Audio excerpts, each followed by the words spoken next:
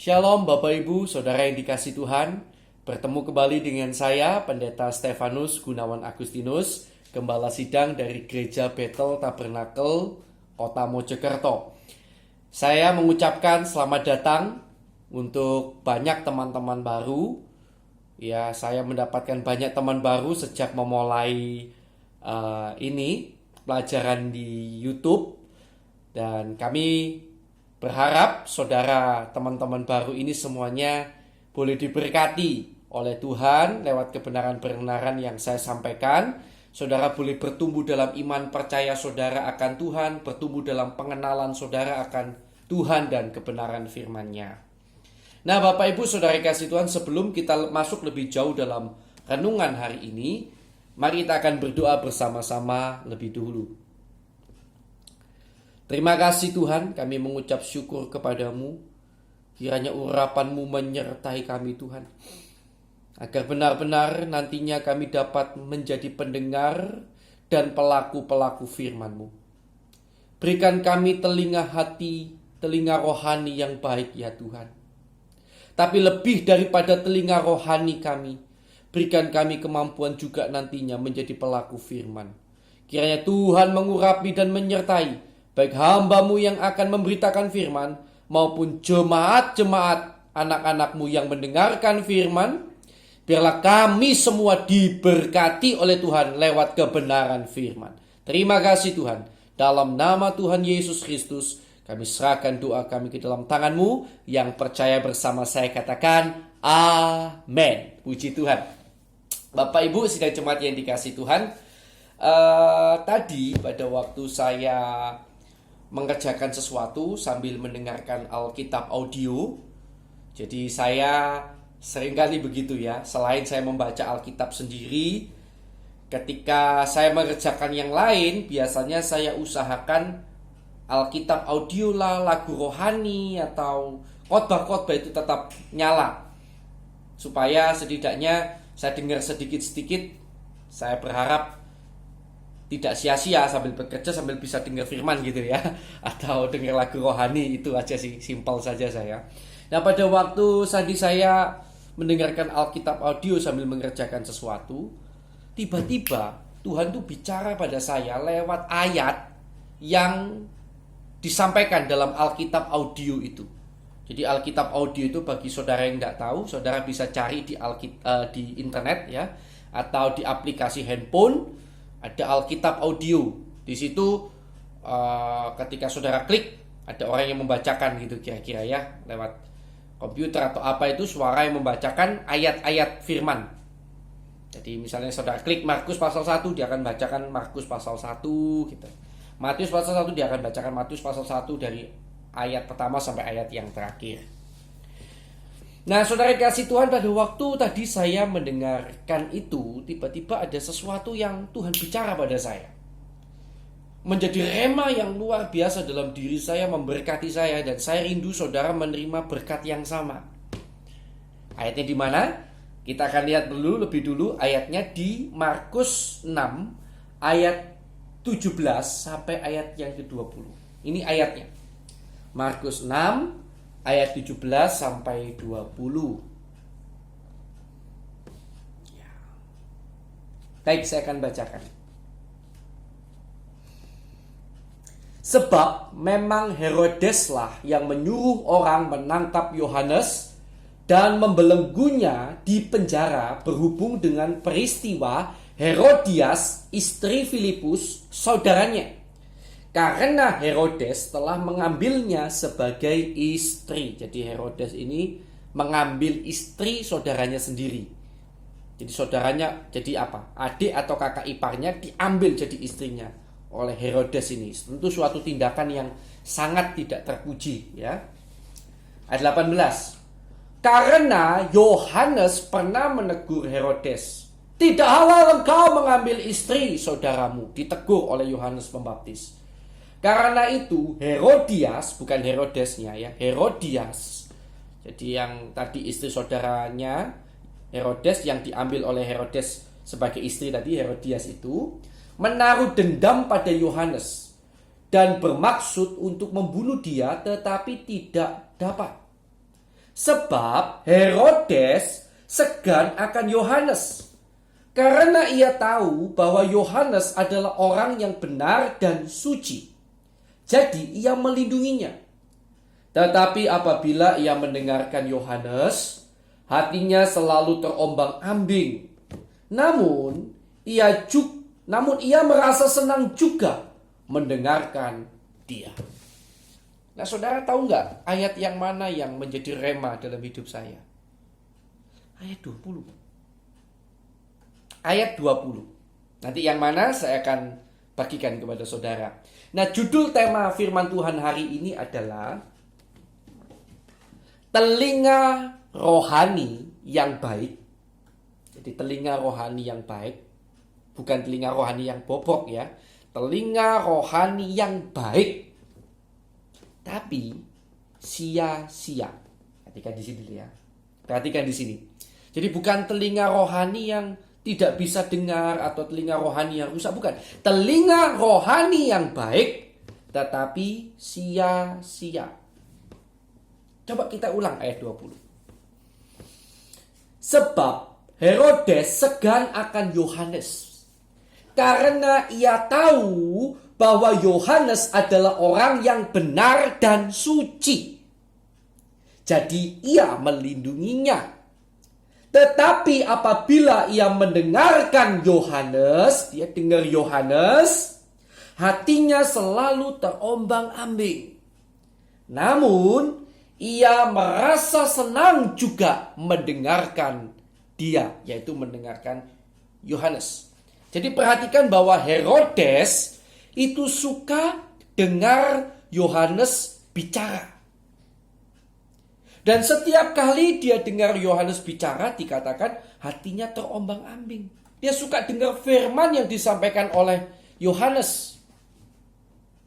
Saya yakin firman yang disampaikan oleh Yohanes bukan firman yang enteng-enteng, firman yang mengenakkan telinga. Bukan.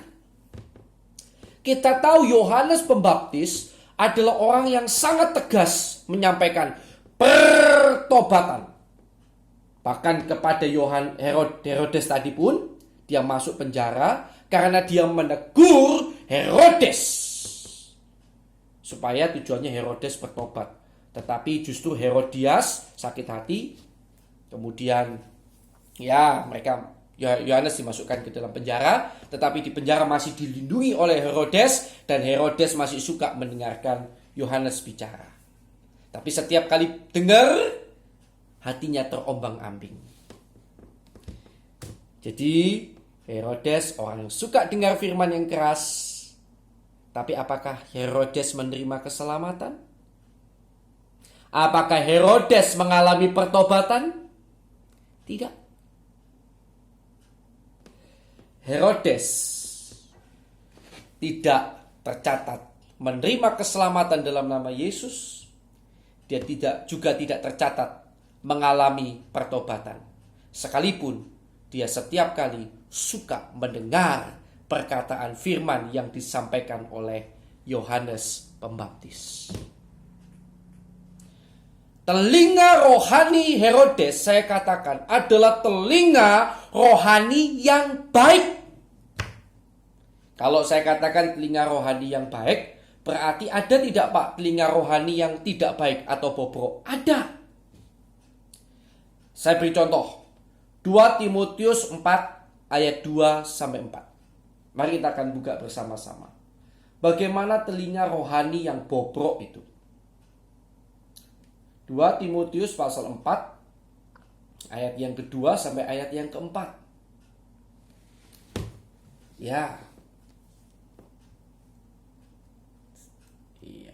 Ayat 2-4. Baik. Dikatakan begini oleh Rasul Paulus kepada Timotius. Beritakanlah firman, siap sedialah baik atau tidak baik waktunya, kata Rasul Paulus. Nyatakanlah apa yang salah, tegurlah dan nasihatilah dengan segala kesabaran dan pengajaran. Ini yang dimau oleh Rasul Paulus dilakukan oleh Timotius. Karena akan datang waktunya orang tidak dapat lagi menerima ajaran sehat, tetapi mereka akan mengumpulkan guru-guru menurut kehendaknya untuk memuaskan keinginan telinganya. Mereka akan memalingkan telinganya dari kebenaran dan membukanya bagi dongeng. Inilah telinga rohani yang tidak baik atau telinga rohani yang bobrok, yaitu telinga rohani yang tidak mau terima ajaran yang sehat.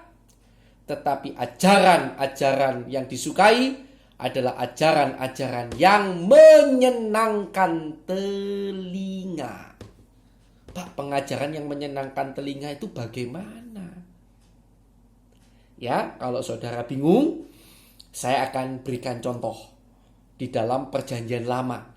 Karena sebetulnya sikap manusia yang sukanya menyenangkan telinga itu sudah ada sejak lama. Bukan hanya saat ini aja. Hanya memang semakin lama semakin bertambah parah. Sukanya mendengar sesuatu yang menyenangkan telinga. Itu sudah ada sejak zaman Perjanjian Lama. Saya akan ajak saudara melihat di dalam kitab Yeremia 14. Yeremia pasal 14. Pada ayat yang ke-11 sampai ayat yang ke-14. Yeremia pasal 14 ayat 11 sampai 14. Tuhan berfirman kepadaku, kepada Yeremia, janganlah engkau berdoa untuk kebaikan bangsa ini. Waduh, ngeri. Jangan berdoa untuk kebaikan bangsa ini. Waduh, saya nggak akan terangkan di sini dulu ya, tapi ngeri sekali kata-kata Tuhan ini. Ya. 12. Sekalipun mereka berpuasa, aku tidak akan mendengarkan seruan mereka. Sekalipun mereka mempersembahkan korban bakaran dan korban sajian, aku tidak akan berkenan kepada mereka. Melainkan aku akan menghabiskan mereka dengan perang, dengan kelaparan, dan dengan penyakit sampar. Mengapa sampai Tuhan sejengkel ini terhadap umat Israel? Kita lihat ayat yang ke-13 dan 14. Lalu aku berkata, Yeremia menjawab Tuhan, aduh Tuhan Allah, bukankah para nabi telah berkata kepada mereka, yaitu berkata kepada orang Israel, aduh Tuhan, bukankah para nabi sudah bilang pada orang Israel, kamu tidak akan mengalami perang, dan kelaparan tidak akan menimpa kamu, tetapi aku akan memberikan kepada kamu damai sejahtera yang mantap di tempat ini. Loh, heran Yeremia ini, Tuhan, kan nabi-nabi itu bilang selalu, kamu tidak akan alami perang, kamu tidak akan alami kelaparan dan lain-lain, tapi aku akan berikan damai sejahtera. Kok Tuhan tadi bilang begitu? Ayat 14, jawab Tuhan kepadaku, para nabi itu bernubuat palsu demi namaku. Aku tidak mengutus mereka, tidak memerintahkan mereka, dan tidak berfirman kepada mereka. Mereka menubuatkan kepadamu penglihatan bohong, ramalan kosong, dan tipu rekaan hatinya sendiri. Nanti dibaca ayat 15, 16 itu hukuman atas nabi-nabi itu dan atau hamba-hamba Tuhan itu dan umat yang mendengar. Kenapa umat yang mendengar ikut dihajar oleh Tuhan? Karena begini saudara, para nabi-nabi palsu itu yang memberitakan damai sejahtera padahal tidak ada damai sejahtera. Mengapa mereka bernubuat bahwa ada damai sejahtera? Karena tentunya orang Israel pada waktu itu lebih suka dengar berita damai sejahtera. Coba saudara baca nanti di dalam Alkitab. Ada beberapa banyak nabi yang ketika memberitakan pertobatan, kamu bakal dihukum oleh Tuhan, ayo bertobat. Wah, nabi-nabi itu malah dilempar batu. Tetapi kalau ada nabi yang bicara begini, akan ada damai sejahtera. Sekalipun orang Israel membunuh, mencuri, memperkosa, tetap nabi-nabi itu bilang, oh kamu tetap akan mengalami damai sejahtera. Wah, nabi yang seperti itu yang disukai oleh orang Israel. Sehingga otomatis nabi-nabi palsu ini bermunculan, hamba-hamba Tuhan palsu ini bermunculan untuk memberitakan apa yang menyenangkan telinga orang-orang Israel pada waktu itu. Otomatis ketika telinganya senang, kasih uang, gitu ya, kasih persembahan. Misalnya, semuanya ada 100 orang Israel, semuanya berbuat jahat. Nabi ini berkata, jangan khawatir, tahun berkat kamu, tahun depan kamu akan diberkati. Dari 100 yang berbuat jahat itu, mungkin ada 1-2 yang diberkati kan tetap nantinya.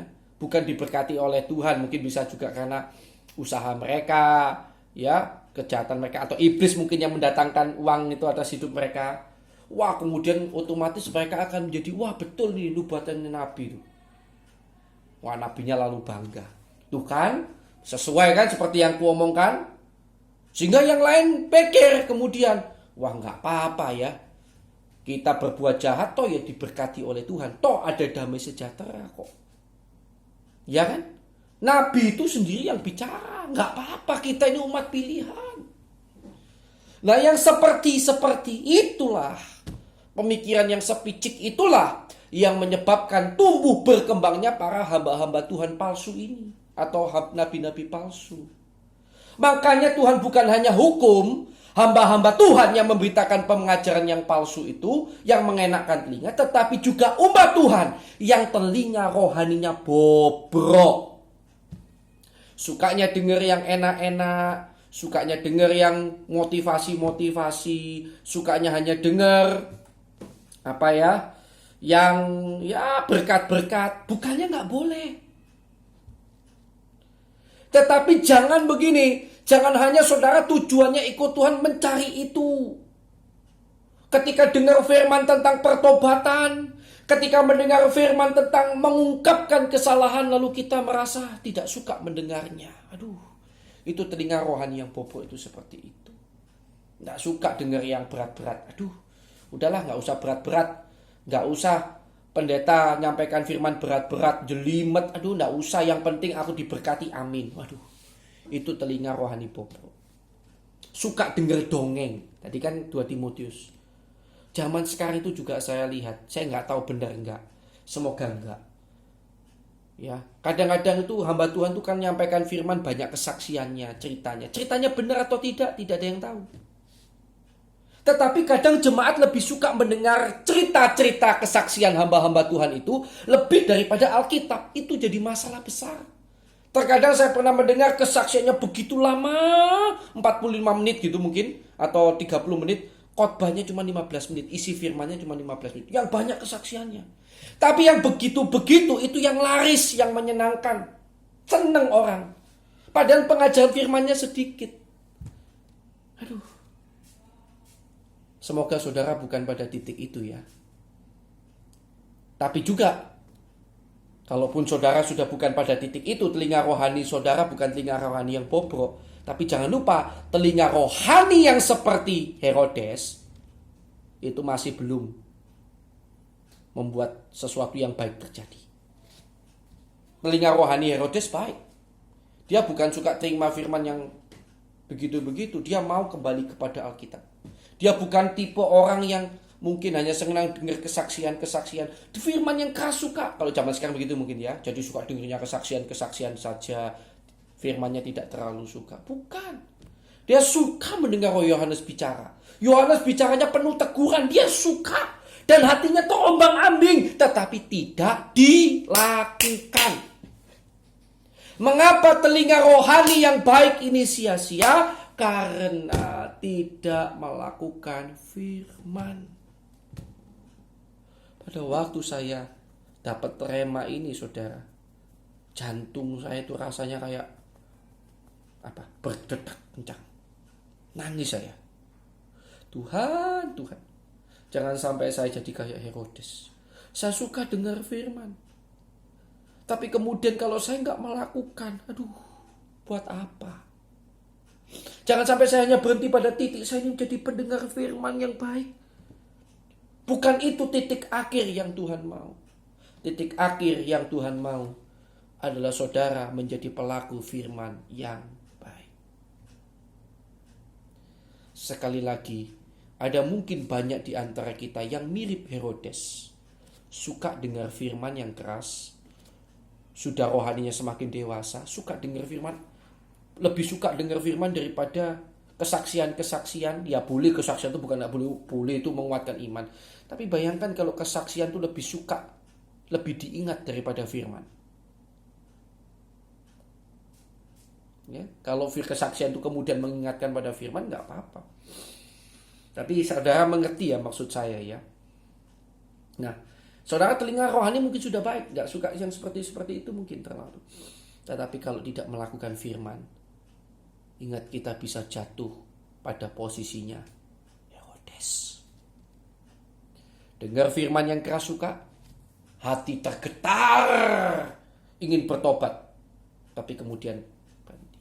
Atau mungkin ada di antara saudara yang sudah sempat bertobat, setelah dengar firman yang keras bertobat, tapi hari ini sudah mulai kendor pertobatanmu. Bertobat kembali. Lewat firman ini semoga mengingatkan kepada saudara bahwa bukan pendengar firman itu yang penting. Mendengar firman dengan baik, telinga rohani yang baik memang penting, tetapi lebih penting lagi saudara melanjutkannya menjadi pelaku-pelaku firman. Izinkan saya memberikan ayat terakhir untuk memberkati kita dalam renungan kita hari ini. Dalam Yakobus pasal pertama. Ya, puji Tuhan. Puji Tuhan. Yakobus pertama ayat 22 sampai 25. Saya sangat diberkati sekali oleh Tuhan ya. Oke. Yakobus pasal pertama ayat 22 sampai 25. Tetapi hendaklah kamu menjadi pelaku firman dan bukan hanya pendengar saja. Sebab jika tidak demikian, kamu menipu diri sendiri.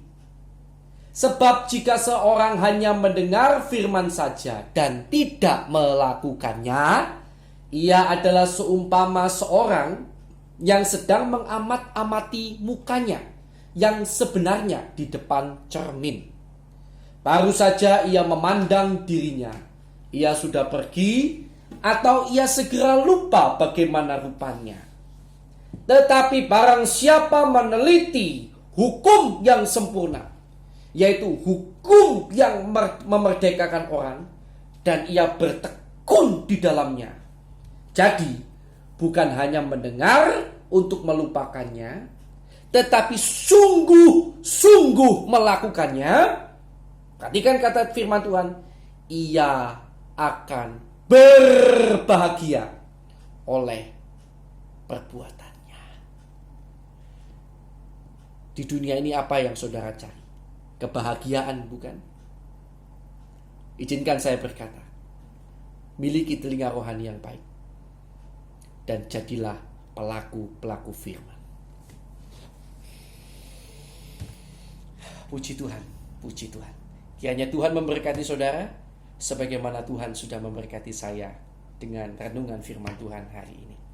Ada permohonan doa yang masuk untuk Ibu Titik Firdiati ya. Jadi anak Tuhan ini sedang di rumah sakit sekarang saudara karena jantung. Kita tahu beliau adalah orang yang sangat cinta Tuhan. Beberapa kali beliau sakit, beliau tetap berpegang pada Tuhan, sempat kanker dan sebagainya, sampai hari ini masih diberikan perpanjangan umur. Dan tadi masuk rumah sakit karena dikabarkan ada penyakit jantung. Mari kita akan berdoa bersama-sama untuk ibu ini dan untuk kita semua yang sudah mendengarkan firman Tuhan. Mari kita akan berdoa. Terima kasih Tuhan, terima kasih. Hari ini kami diingatkan betapa pentingnya menjadi pelaku-pelaku firman. Kami mengucap syukur buat telinga rohani yang baik yang sudah Kau berikan pada setiap kami. Sehingga kami tetap mau mendengar firman. Kami mau menikmati firman sekalipun keras, tajam, bukan sesuatu yang mengenakkan telinga. Kami mau terima dengan penuh sukacita. Tetapi kami juga mohonkan kepadamu kekuatan untuk kami mampu melakukan firman-Mu Tuhan. Jangan biarkan kami hancur seperti Herodes yang hanya menjadi pendengar firman, hati terombang-ambing, dan kemudian tidak menjadi pelaku firman. Jadikan kami pelaku firman-Mu. Kami juga berdoa untuk Ibu Titik Firdiati Tuhan. Berkati Ibu Titik Firdiati. Kami berdoa untuk ibu ini di dalam kondisi sakit, ada diagnosa penyakit jantung saat ini. Kami bersatu hati bersama umat-Mu di dalam nama Tuhan Yesus Kristus. Tuhan, kiranya Kau jamah Bu Titik Firdiati, berikan kesembuhan, baik lewat dokter, baik itu lewat alat, lewat semuanya, ataupun lewat mujizat secara langsung. Kiranya Tuhan sembuhkan saudari kami ini, Bu Titik Firdiati, dalam nama Tuhan Yesus Kristus. Dan penyakit apapun yang ada yang kami tidak ketahui, ada di dalam kehidupan beliau, saat ini juga kami mohonkan kesembuhan dari segala penyakit itu dalam nama Tuhan Yesus Kristus. Dan lagi kami berdoa Tuhan, lebih daripada kesembuhan, juga Tuhan berikan iman yang kuat kepada Ibu Titik Firdiati, pengharapan dan kasih kepada Tuhan yang berlimpah-limpah. Terima kasih Tuhan, terima kasih. Kami serahkan ke dalam tangan-Mu, juga kami semua yang mendengar. Inilah kami bersyukur buat kasih karunia-Mu. Terima kasih Tuhan, berkati kami semuanya. Dalam nama Tuhan Yesus Kristus, haleluya. Yang percaya bersama saya katakan, amin. Tuhan Yesus memberkati saudara.